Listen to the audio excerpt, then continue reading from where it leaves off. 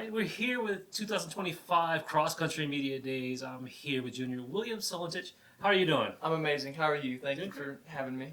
How was your summer? It was amazing. It was a lot of fun. Got some extra schoolwork in, put in a lot of work, a lot of miles, and just enjoy time with the family. Okay. So, heading a situation, all the upperclassmen graduated. You're one of the ones remaining.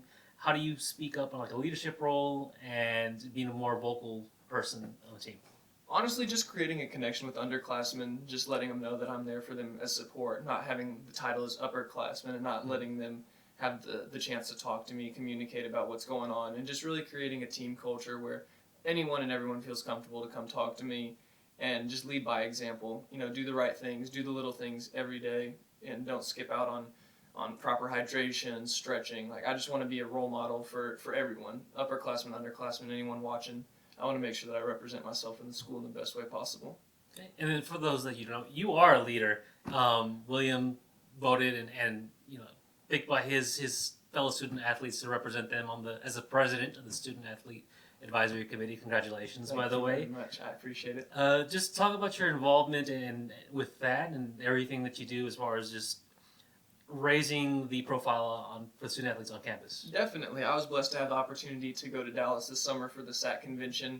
It was hosted by the University of Dallas, Texas, and it was amazing. I had a lot of fun, met a lot of great people. And as far as what I want to do, I just want to make the student athlete committee at this school unlike anyone at any other place. I want us to be able to come together, have fun, but also give back to the community. We're in an amazing city. I love Austin, and I really want to show Austin and show other students on campus the impact that we bring and how much of a presence that we actually do have. So I'm really excited to get to work, to bring all the teams together. Just because you're in one sport, that doesn't mean you can't talk to the other sports. So I'm excited to bring everyone together, serve the community, serve each other, and I think it's going to be a really great year. I'm really excited. Okay. And what are the things and the experiences that you had that make the Hilltop unique? Definitely the fellowship, the connection that I made here. It took less than a couple days for me to really find a good group of people, from coaches and staff to students and other athletes. Like, I've really been able to come here and make amazing connections. I've been able to explore the city of Austin, have fun running around the trail. It's so beautiful.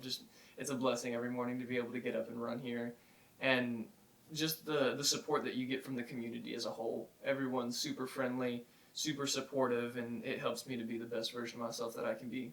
I remember you 2 years ago coming from, I think it was the medallion ceremony at orientation with Hogan, and just talk about the friendship and how that's even, in the summers and beyond just the classroom and classes. Definitely. I love those guys. I don't really consider them friends anymore. I consider them as my brothers. We've been living together pretty much for 3 years now. We are constantly talking with each other, constantly checking in all summer, just constantly communicating with each other, checking in, seeing how we're doing, how everyone's family's doing, how everyone's training's going. And I think that that's what makes our team especially very special, is the connection that we have.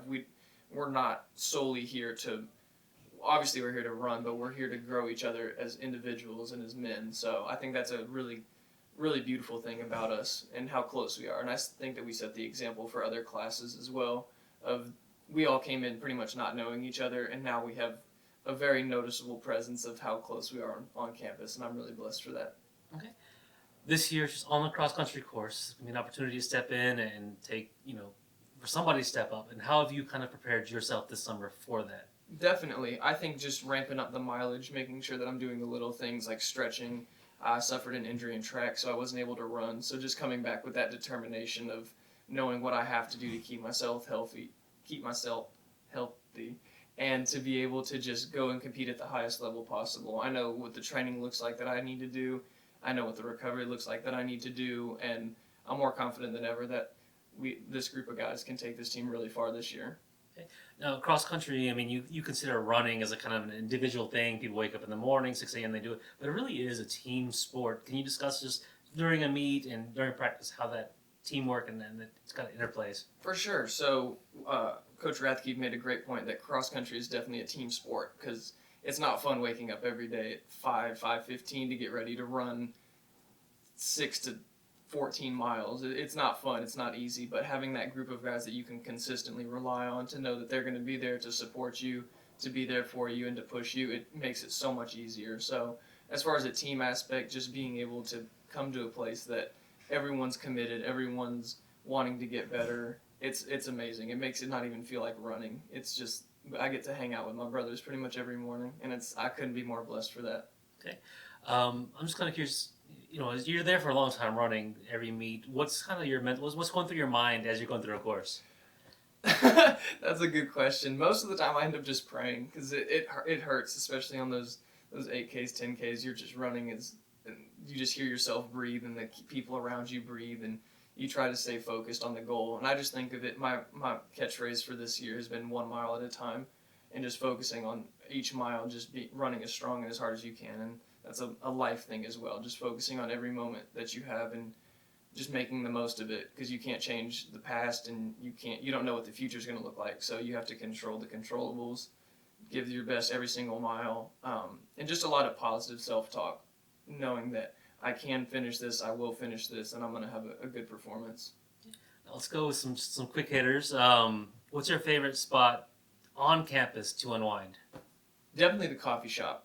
Hogan and I are big fans of just setting up shop right outside the coffee shop, and we'll just have fun, drink a coffee. We'll end up talking to friends, getting a lot of work done, listening to music. That's definitely my favorite spot.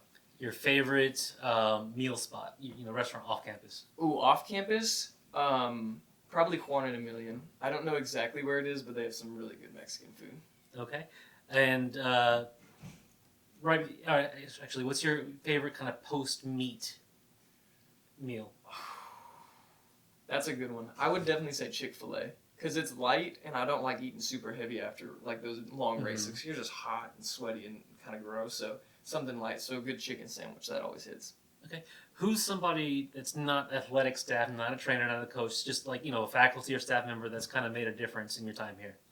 I would say Dr. Bainham. I had microbio with her last year, lab and the lecture, and it was very difficult, but it also it got my my love for biology and for science back, so I'm really thankful for that. And I have class with her this year, so I'm excited to see her again.